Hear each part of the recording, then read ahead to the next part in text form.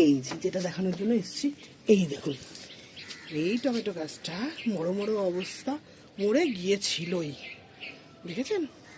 তাকে আমি প্রাণ প্রতিষ্ঠা করেছি, পুরোপুরি কাটিনি। এই যে দেখুন, পুরোপুরি আমি কাটিনি, রেখে দিয়েছিলাম। এই দেখুন, এটা অন্য ধরনের টমেটো, হচ্ছে লম্বাটে টাইপের, চেরি টমেটোর মতোই, কিন্তু চেরির থেকে মনে হচ্ছে বড় হবে। এই দেখুন, আমার নিজের বাড়িতে আসা টমেটো থেকেই আমি করেছি এটা। দেখুন এটার মধ্যেও কত ধরেছে, কত লম্বা এই গাছটা।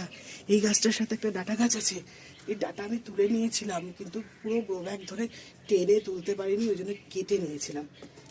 এখানেও টমেটো গাছের চারা হয়েছে, আরও টমেটো গাছের চারাও আমি আরও লাগিয়েছি। দেখুন, এই দেখুন এইখানটায়, এই দেখুন এখানটা আমার লাউ গাছ ছিল, লাউ গাছ নষ্ট হয়ে যাওয়ার পরে আমি টমেটো গাছ আবার লাগিয়ে দিয়েছি। আর এই দেখুন লাউটা, লাউটা দেখুন, লাউটা হারভেস্ট যখন করবো দেখাবো। এই যে বেঁধে বেঁধে দিয়ে সাপোর্ট দিয়ে রেখেছি, নাহলে তো পড়ে যাবে লাউটা। এনার জ্বালায় জানেন আমি বন্ধুরা কিচ্ছু রাখতে পারি না, সব কিছু এসে ধরে টানে, তারপরে বাঁধলে দড়ি, ওরা তো জানেন, তো যাদের আছে তারা জানেন, ওরা দড়ি না দড়ি নিয়ে খেলতে ভালোবাসে। এবার ও দড়ি দড়ি ধরে টানে, এই জন্য লুকিয়ে রেখেছি যে পাতা দিয়ে ঢেকে।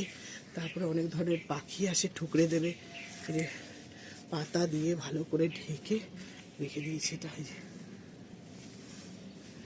আর এই যে এখানে একটা নোটের গাছ, কাটার গাছ হয়েছে, এটাও বেশ বড় হয়েছে, এটাও খুব সুন্দর। এটা আমি হারভেস্ট করবো, কাটবো,